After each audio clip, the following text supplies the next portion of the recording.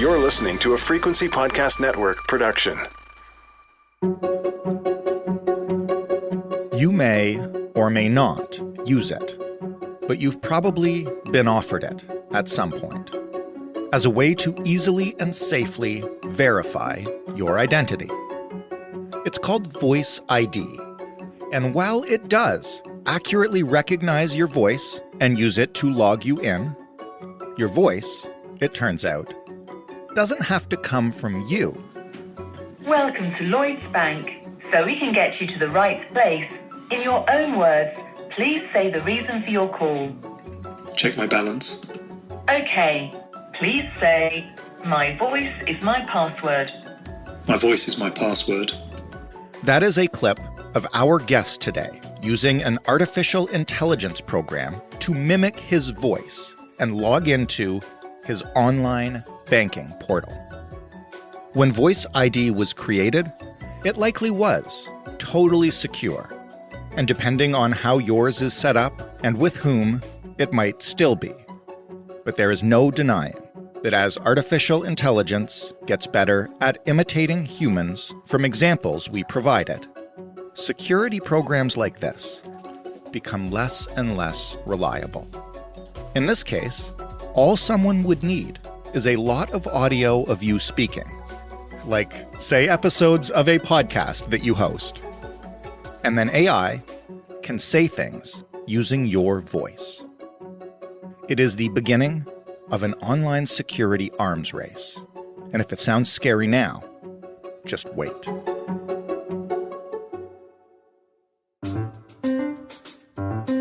I'm Jordan Heath Rawlings. This is The Big Story. Joseph Cox is a reporter who covers hackers, crime, and privacy for Motherboard on Vice. Hi, Joseph. Hi, thank you for having me. You're welcome. This story's a little scary to watch that video footage you put together. Yeah, totally. And I mean, I'm still surprised that it even worked. Yeah. And that this sort of thing is even possible and how quickly it has become possible to do this sort of thing. I want to get into exactly what you did and how you did it. But maybe first, and this is something kind of near and dear to the heart of people who podcast for a living, before we talk about that hack, how far has AI-generated audio come recently compared to the text and images that we're constantly seeing? Yeah, so I mean, on one side, you'll have, applications like Chat GPT, which are purely handling text, or DALL-E, which is handling images, and there's been a massive boon in the quality and the quantity of material produced by those. Audio has had something very, very similar, but people are almost not paying attention to it, despite the quality being incredible at this point. Just over the past, 3, 4, 5 months, something like that, an entire industry of companies have sprung up that offer to generate and create synthetic artificial intelligence powered voices. So rather than, I'm going to make an image with AI, or I'm going to make an essay with artificial intelligence, I can clone somebody's voice, potentially anybody's voice, and then have that AI read out a script. And the quality today is impressive, to say the least. You mentioned 3, 4, 5 months this has really ramped up. How long has this been being attempted for? Because I do remember a couple of years ago hearing that this was kind of here and coming, and I played around with it on one platform, and it sounded disjointed. It sounded kind of nothing like a natural person talking in a natural voice. When you listen to it now, how different is it? Yeah, we've had the same issue where we've actually tried some voice AI solutions or software 1 or 2 years ago, and we cloned our own podcast host's voice, and it wasn't great. To be perfectly honest, it really wasn't that impressive. Now, it's not just the quality, which is up there, including being able to clone my British accent, right, which is actually something that some of the AI programs do have a little bit of trouble with because it defaults to American. It's not just that quality, but it's the speed. And one of the companies I use that I'm sure we'll talk about in a minute can do this near instantaneously, while others can take, from half a dozen hours to a dozen hours, up to sometimes 24 hours to generate the voice. Some companies are doing this on the spot. Well, let's talk about that company now. I think it's called 11 Labs, right? Yes, that's right. What is their offering? What does their AI program purport to do? So 11 Labs, made by an ex-Google and an ex-Palantir pair of workers, what they're trying to do is make it really easy to do AI-powered voices across languages, I believe. So, I have a video or a film or some sort of content in English, and maybe I want to automatically translate it convincingly into Spanish or whatever. Now, that's one side of their business. The other side is voice cloning, and that's what I was focused on and what a lot of the abusers focused on as well. And what you could do there is say I'm a voice actor and I want to replicate my voice, and then I could almost artificially do more recording sessions because I've just made a clone of myself. That is sort of what they offer, and they target, newsletters. Maybe you want to read that out. They target audio, more generally like podcasts, and film as well. So they really are trying to target a whole spectrum of industries there with this technology. If you can, without getting way too technical and above my head, how does this actually work? What is this program doing? That is actually kind of a secret, and we don't really know. I mean, very generally speaking, these systems will, use some combination of machine learning or artificial intelligence in the same way ChatGPT does, or the image generating ones, where they have this massive corpus of material, right? They have a massive data bank of stuff that they've pulled from, be that images or text, or in this case, audio, and they're finding a way to be able to replicate the voices there. And of course, as we said, they really vary in quality, but 11 Labs here there's just something else about it. It is uncanny in a lot of ways, and I honestly can't tell you exactly how they do it, especially how they do it so quickly, as in near instantaneously. But they've clearly got something going on there which is attracting all sorts of people to their platform. And I was going to ask you, about the use cases for this kind of thing, the legal use cases, but I think you've laid those out pretty well, what you set out to do. In fact, why don't you just introduce us to the whole scheme you tried to run here? What did you set out to do, and how did you go about it? Sure. So I saw a lot of people using 11 Labs, and it made me realize, wait a second, my bank in the UK, Lloyds Bank, it uses this sort of voice verification thing, where when I phone up and I want to check my balance or something, it will ask you to say, okay, please say my voice is my password, and it will recognize it's me and it will let me in. So I thought, well, can I fool that with AI? Can I use 11 Labs or some other company to generate a synthetic version of my own voice and use that to break in? And I've actually been trying this for several weeks, not just because the system failed, and it did a couple of times, so I eventually got in. But it was, as I mentioned, mostly because of my British accent, and very few of these companies facilitating for that. I was given a quote by one company to pay something like $2,500 just to turn the British setting on. And I was like, I'm okay. I'm not going to pay that. I don't think Vice would cover that for this article. So I went about continuing, and eventually 11 Labs came up. So I started that. And what it involved was you log into the website very easily, and I recorded just 5 minutes of audio. I think you can do it straight into the site, or I actually recorded some high quality audio and uploaded it, and then instantly my voice was ready to use. So here I am, ready to phone up Lloyds Bank and try out this voice. It didn't work immediately. I had to sort of poke and prod the AI at 11 Labs a little bit to make the cadences right. The cadence of my voice is my password actually took a little bit of work to get going. And the trick I found was, well, if I get the AI to say a long paragraph or two of text, it somehow makes the cadence a lot more natural. So I did that. I then opened up some audio software, trimmed out the clip I wanted, and eventually played that. And then what everybody sees in the video that we uploaded in our article is that, yes, this AI successfully tricked the security system, my bank, to let me in, even though it wasn't really me, of course. So there are some voice verification programs that can, give you a balance or give you a statement or let you access stuff. To be clear, what kind of access did you have using this artificial intelligence? Could you get into your bank? Could you have, say, sent me $1,000? It really varies from bank to bank. So I can only really talk about specifically Lloyd's. But what I definitely could do was check a balance, check recent transactions, and then check transfers. I believe in the case of Lloyd's, you may need another piece of verification, as in it may actually connect you on the line to a bank representative.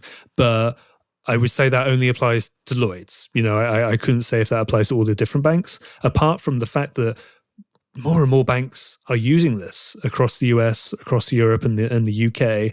This is an increasingly popular method for verification and authentication from banks. Is it just banks? How common is this technology? And it's kind of weird to me that, we're describing how quickly AI is outpacing it, and yet you're talking about it as though it's a verification form still on the upswing.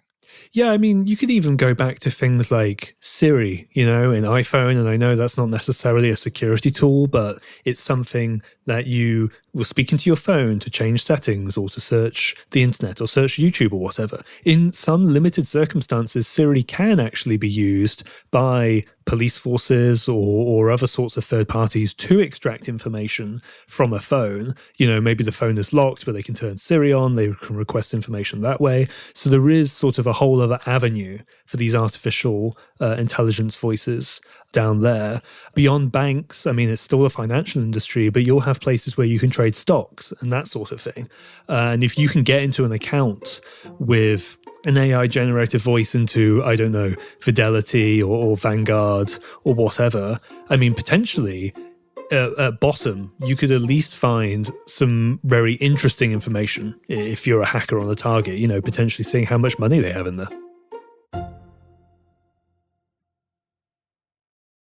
What is the selling pitch for this kind of security, given that, you're already kind of breaking it? Why would they use voice verification, theoretically? Yeah, I mean, in 99.9% or whatever of cases, it is absolutely going to be more convenient for ordinary consumers to phone up the bank, and rather than fumbling over a PIN number they wrote down somewhere and they can't remember, or another passcode, or their social security or their date of birth or whatever, it is undoubtedly easier just to ring up and say, my voice is my password, and then it'll let you in. And arguably, and this is what Lloyds Bank told me, it is a lot more secure for most people. Phishing, where a hacker will send a text message or a call or an email and try to extract login information from you, is simply an everyday reality of the internet and the World Wide Web that we have today.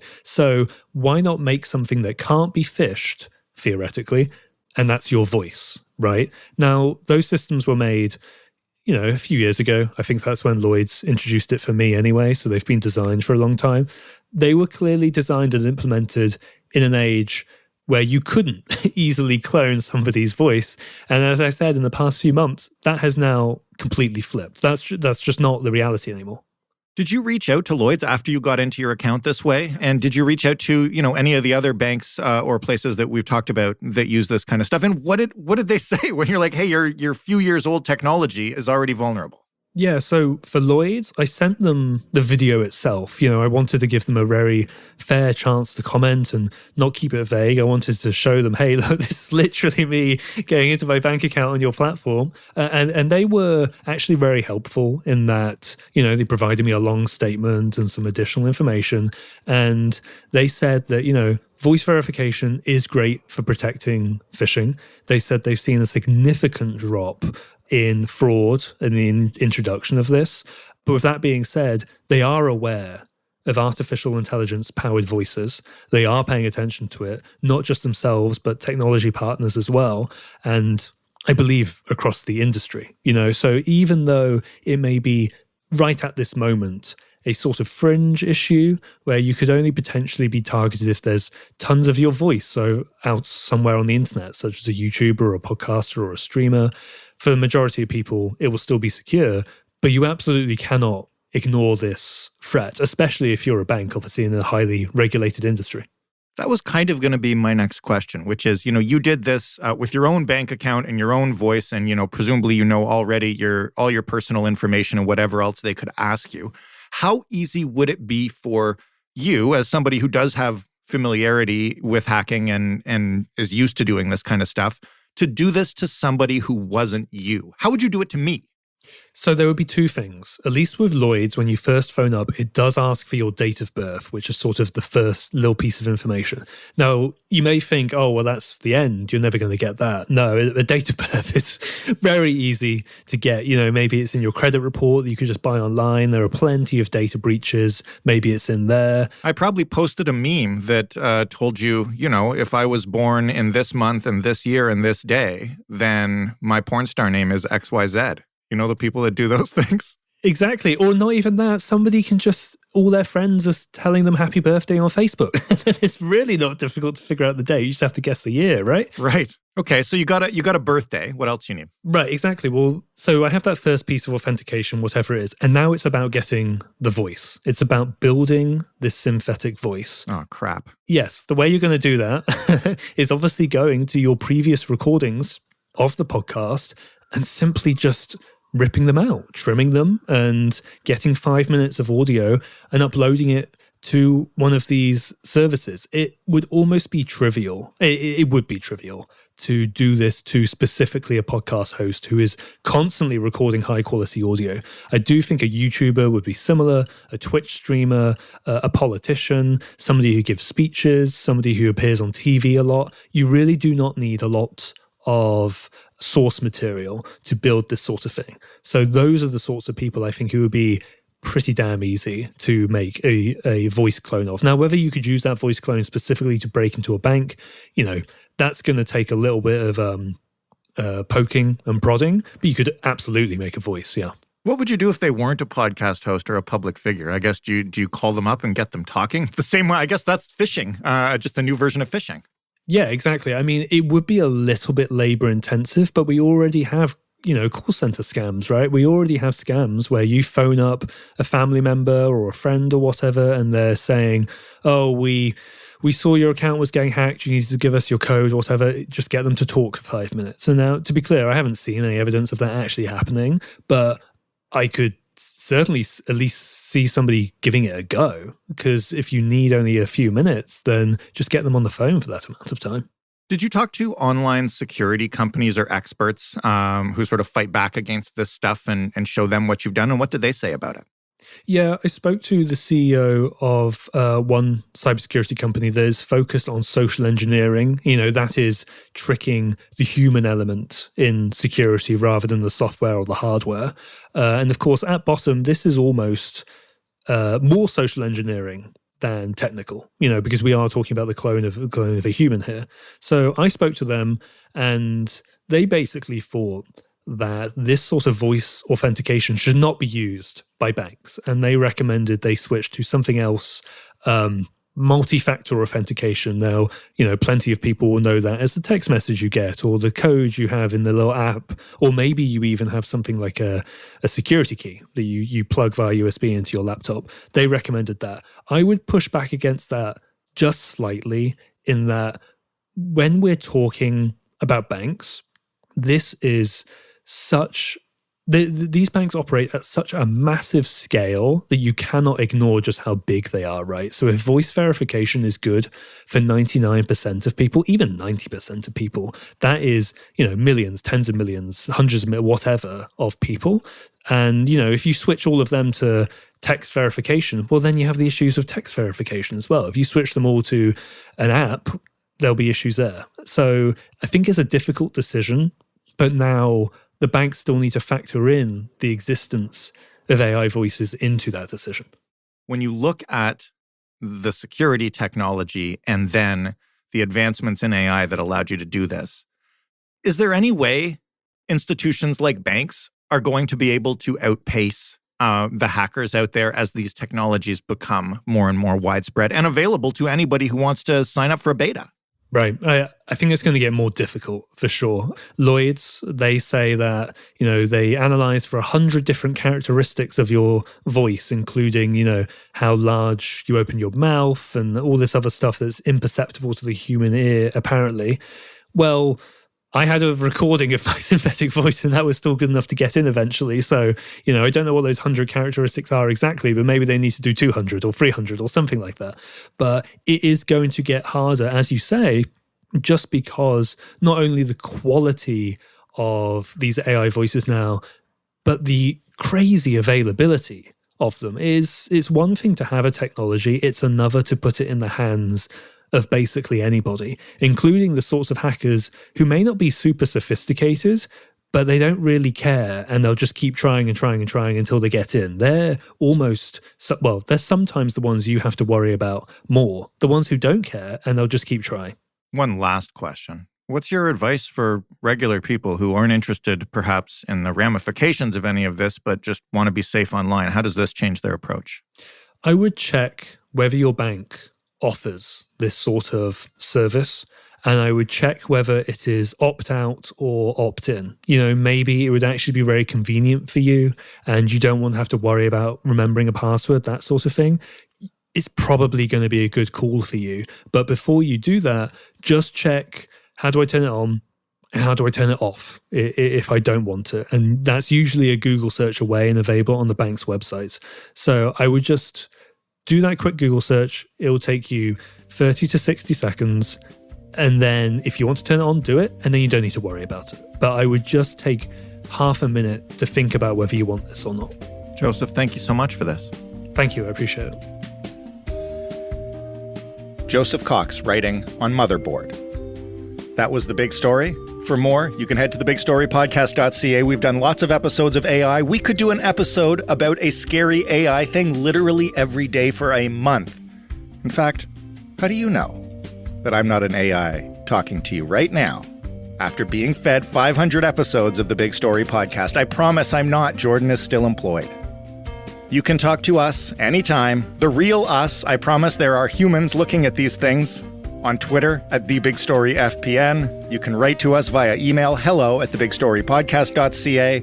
And you can call us and use AI to mimic your voice and leave us a voicemail, 416-935-5935.